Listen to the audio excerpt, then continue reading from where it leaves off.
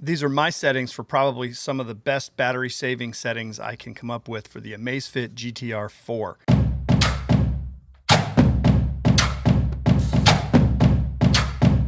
I was at about 3 days and 39% when I started to make some changes to my battery saving settings. I changed my outlook on how I wanted the watch to act on my wrist.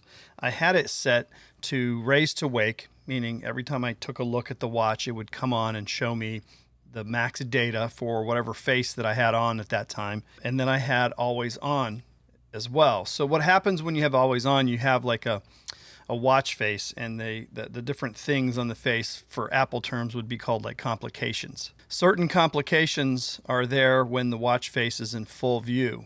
That's like when you raise to wake and it fully wakes up and it's in full view. You get like maybe heart rate, and then you get your steps and battery and different information on there. When you leave the always on selection on, it will leave some parts of the watch face still on all the time. So like if it's an analog watch face with a minute hand and an hour hand, usually you get like a date and a minute and hour hand on the always on position. So it's a very minimalistic looking always on. But there's some watch faces that have big, giant, bulky numbers. And then when that's always on, those big numbers are there. So my thought, at least, maybe I'm thinking about this wrong. It's an AMOLED display. Each little pixel is on and off based on what it needs to project on the always on display. My thinking is the more it's projecting in the always on position, the more battery life you're going to use. So what I tend to do is pick a less complicated always on watch face, even though it may not be the best watch face for me. And I know I'm making some concessions here, and people are like, dude, you're overthinking this. Just do what you want to do because the battery is already great. And it is. But if you really want to like sip the battery, there's some settings that I use to help you do that. When your watch is down and it's dark and it goes off, it times out, and you raise to wake to look at it, it comes on, right? The always on display is always on. So if your watch is down or away from you, it's always on. But when you want to even see the always on display, you have to kind of turn your wrist to look at it. And by the time you do that, the full display comes back on. So in my opinion, is if you like raise to wake, then just set raise to wake as your setting and get rid of always on, because you're always going to raise to look at it. Or if you want to save battery and not have this thing coming on and going off and coming on and going off every time you move your arm, or like when you sleep, I cut off raise to wake and I cut on always on, because the likelihood that I just want to glance at the time is more likely. And that's going to be doable with the always on. And I don't know if I'm explaining this properly. When I look at my watch throughout the day, I'm not always going for all the data. I just want to know what time it is. So I set my watch to time out after 5 seconds, and then I set it to always on. So I always have like a minute and an hour hand there, or a digits or something showing me time. So every time I look at that watch, I'm just seeing the time. If I want the full face to show up, I just hit the button and it wakes up. It's not a big deal, and that's how I like it. And I think that's the best battery saving method, because it's not waking up every time you turn your wrist. I mean, I would just be working or doing anything, and this thing's like on, off, on, off. And I think those on and offs throughout the day are going to eat a little bit more battery than normal. But anyway, let's walk through all the different processes that I do and the settings that I do and the reasons I do them, and see if you guys have some good ideas for battery saving as well. And the first thing we're going to do is just go down every single item, and I'm going to show you my settings and my logic behind them. So let's go to health monitoring first. So we go to health monitoring. You can see that I leave my auto heart rate monitor to 1 minute. I have read on several forums that the PI scale, which is a scale of overall general health, doesn't really calculate or work unless you have your heart rate monitor set to a 1 minute interval. And I find that this is not too draining on the battery. I don't have a high heart and low heart rate alert. I don't have any medical issues, and I don't work out that hard to where I would need that. Some people might want that. But what those tell you is, if you're in a sleep state or a resting state and your heart rate's really fast, that could be a medical issue. So you might want to know about that. But I don't have that set. And I have active heart rate monitoring. So when detecting activity, the device will automatically increase the monitoring frequency. If I'm already going at 1 minute, that's fine. But if you're working out, you might want to kind of look down and know your heart rate during the workout, like on the spot. So that's why I leave that on. Sleep Assistant. I don't really know what the assisted things are that it does, but it detects that you're wearing the device during sleep. It records more sleep data. I kind of like looking at that data. I think maybe over time it may not be that important, but it at least gives you a general feel of, did you get a good night's sleep or didn't you? And you could probably tell yourself, right? You either feel good or you don't. But it's kind of nice to see how many hours it thinks you slept and what kind of sleep patterns you have and what kind of time frames you go to bed. And it's just data. So it's kind of cool. I leave it on. Sleep breathing, I don't care. And I heard this is wildly inaccurate. So I don't want to panic myself and think that I'm sick when I'm not, or that I have sleep apnea. If I don't, I'll leave that to a professional test if I think that I need that kind of a help. Stress, auto stress monitoring. I pretty much know my stress levels just by my own gut feeling. Auto stress monitoring is not something that I want coming on and off. And I don't know how much battery it really uses, but I just leave it off. Blood oxygen saturation. This is something that, again, is shown in most of these sport and fitness watches not to be super accurate. So I leave it turned off, as it does drain the battery quite a bit. So that's really it on the health and monitoring for the health. So we're going to go to notifications and reminders. So in this one, you have app alerts. So I turn it on, and things that I want to know about when I'm walking around throughout the day is I want calendar alerts. I want my calorie counter app to send me reminders and alerts. I like my Gmail. That's for my work, contractor stuff, and the Zep. Everything else I pretty much turn off. And the reason is, if you leave all that stuff on, every single alert for every single one of those things is going to be buzzing your arm all day long. Two things. It's going to annoy you like crazy, and it's going to use your battery like crazy. I want to know when I get a text. So incoming SMS alerts, I turn on. And that's one thing. I want phone calls and text mainly coming through to the watch, some alerts from some apps. I turned off incoming email. I found that I have a lot of emails coming in and I get a lot of alerts. So it's better for me to get the texts and the phone calls, deal with the immediate. And then when I go sit down at a computer or have some free time at a coffee shop, I'll check my emails.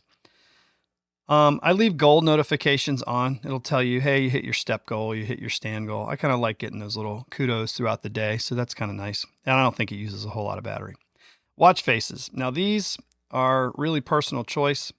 I'm going to shoot into mine. My favorite all-time face is this one, the one that's with the circles right there in the middle. This one right here. That's my favorite because it has exactly the data I want. It has the date, the day, the time, the temperature outside, and the 3 or 4 little widgets of health data that I care about the most. But when this is in the always on position, 10:09 a.m. show up on the screen all the time. And it's kind of big. So I'm thinking maybe it uses more battery. I'll test this in the future. I might go back to just using this face. But what I did to save battery, or at least fool myself into thinking I'm saving battery, maybe I'm not, is I use this face here. This one leaves you the hour, minute hand, and the date when it's in the always on position. That's probably going to be your most efficient watch face for battery that you have in the always on position. At least that's my guess.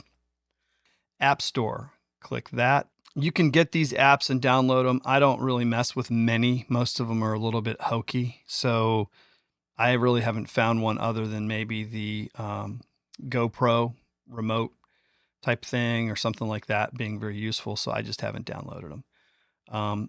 Watch settings. Here's where you can get into some serious battery savings. So what I do, display and brightness. I put it on auto brightness. I let the watch decide. I put the screen on duration to 5 seconds. That may not be enough time for everyone. And if you're only turning it on with the touch of a button, you could afford to go 10 seconds or more. It's probably fine. Always on display. I schedule that. I don't want the always on display on when I'm asleep. So at 6 in the morning till 10 at night, I want it to be always on. Pretty much after 10 o'clock at night, I want it off until 6 in the morning because I don't want it coming on and off or being glowing in the bed while I'm asleep. The lift wrist to view info. This is the lift to view feature. I turned it off. And so what I do is I have always on from 6 to 10. So I can always look at my watch and see what time it is. And if I want to see the complications on the watch, you can, just push the button. But the lift to view, I used to also set for 6 to 10 or 6 to 9. And what that would do is make sure that if I was in bed rolling around sleeping, that it wouldn't come on when I'm asleep. But I turned it off completely because I like the always on display as my main, timekeeper, checker, visual thing. But I don't want the lift wrist to view coming on and off all day long. Screen on upon notification. Basically, if you get a notification, your screen will light up. I turn that off. I don't want that happening. And wake during workout. I don't really want it trying to figure out when I'm working out, and I don't want it staying on necessarily the whole entire time that I'm working out. But you can set that if you're kind of person that says, I don't want to fool around with tapping the screen and trying to figure this thing out every time. I want this thing to be on 100% when I'm working out. You can set it that way. The next thing down, sound and vibration. I don't know that I did anything for battery. I just left it all on. Workout broadcast. I think that's the voice that tells you how far you've run and what your pace is and stuff like that. Vibration, you can actually choose if something vibrates or not. And you can also choose how it vibrates. Like you can do a tap sequence in here. No real places to save battery here, just settings on and off. Let's see, workout.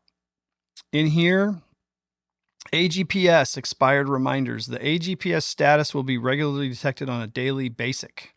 You got to forgive some of the translations here. I don't think they're translating stuff. Basically saying the status is checked every day. If it expires, the watch will display a reminder at 5 p.m. What that's just saying is it's going to check your GPS settings. So here's a place where you can save some power, I believe. Here's the GPS. Now, this watch is known for its super accuracy and its multi-band and multi-satellite capabilities. You could set it all the way up here to accurate. It's going to do a fantastic job and keep pinpoint accuracy and acquire the satellites very quickly. You could do balanced, which I don't know what that is, and then I have power saving. I tried the power saving. Now, here's my thought on GPS. If you're a mega runner and you're doing trails and you're going out and doing crazy stuff and you want to know where you ran and you want to recreate the run or something like that, you might want to click on accuracy. Or if you're having a hard time getting signal at all, accuracy may be the way to go. Here's the thing. If you're walking around your block and you've done it like 5 times, and every time you walk around your block, your watch in accuracy mode tells you that it's 2.2 miles, guess what? It's 2.2 miles. So I tried it the other day. I put mine in power saving mode and walked around the block, and it gives me the same information, the same data. The GPS seemed to work just as good. But I can tell you right now that when I walked around the block, normally I use 8 to 9% in battery life. This time when I walked around the block with GPS, I used 1%. So try that, see if it works for you. It might be a setting that is really beneficial. Offline voice control. Offline voice control is pretty cool. What that does is gives you the ability to command your watch to do things. I'll do a whole video on this one. And you can go in here and it'll say, language, you set to English, and then you go to the command words, and it'll actually tell you with this pop-up the different things you can tell your watch to do with offline voice control on. Basically, the microphone on your watch allows you to tell it things to do. It's kind of good, but I can't really get a good full control experience like you can with like Siri. But you can open up apps or open up, like you can say like, hey, open compass, and the compass will come up or whatever. So I turned it off because I think if you're using offline voice control, it's always has some method of listening. So if it's listening, it's using power. So I turned it off. Discoverable off. You can turn this feature on and it will slightly reduce your battery life, but it makes you visible to nearby people. So I don't really want to be hacked at Starbucks. So I turn that off. Heart rate sharing is not on. I don't want to have this feature shared to anybody else. And it eats battery life. And so that's basically it.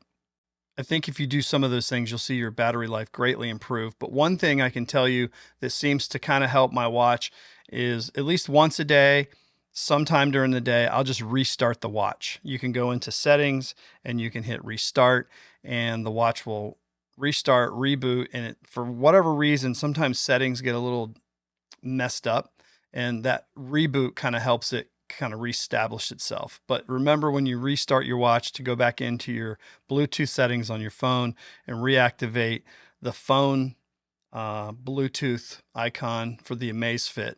And if you saw my other video on phone calling with Amazfit, you'll know exactly what I'm talking about. So go watch that if you haven't. But yeah, that's it. That's my battery saving tips for the Amazfit. I think if you do that, you're going to get at least 5, maybe 6 days, maybe more. Because right now, 39% yesterday morning when I woke up. Today I woke up at 29%. And I took a walk yesterday with GPS. So if that's a whole day with GPS, one workout, 10%, 10% into 100 goes 10. So let's be conservative and say take off 20% for whatever. That's 8. So let's say I make 7 or 8 days. My whole thing was, if I can make it from charge it on Sunday and then make it all the way to Sunday and charge it again, then that's what I want to do. So anyway, you guys hang in there, take care, and we'll be in touch. Talk to you soon. Later.